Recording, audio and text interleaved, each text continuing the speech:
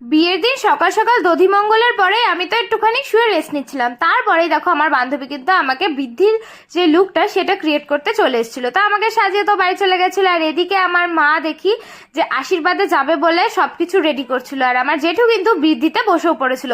তারপরে এখানে আমাকে যা যা জিনিস দেবে আর কি, আমার বৃদ্ধিটাও কমপ্লিট হয়ে গেছে। আর এখানে চলে এসেছি আমি বাইরে ফটোশুট করতে।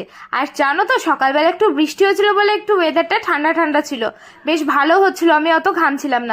তো তারপরেই আমি কিন্তু আবার লুকটা চেঞ্জ করে নিয়েছিলাম, আশীর্বাদের জন্য রেডি হয়ে গেছিলাম। আর এদিকে সবাই দেখো জল ভরতে বেরিয়েও পড়েছিল। আর আমি অপেক্ষা করছিলাম যে কতক্ষণে সবাই বাড়ি আসবে, যতই নিজের বিয়ে হোক একটু নাচবো না, এটা হয় নাকি। আমি ফটো তুলতে তুলতে এদিকে দেখি সবাই চলে এসছে, তাই আমি কিন্তু ফটো তোলা বাদ দিয়ে চলে গেছিলাম এখানে এনজয় করতে নিজের বিয়ে। আমি তো নিজেই নেচে ফাটিয়ে দিচ্ছি, সমস্ত দিদি ভাইদেরকে ডেকেছি, দিদি ভাইরাও প্রচন্ড মজা করেছে। তো নিজের বিয়েতে নিজেই নেচে কেমন ফাটালাম অবশ্যই কমেন্ট করে জানিও। আমার চ্যানেল সাবস্ক্রাইব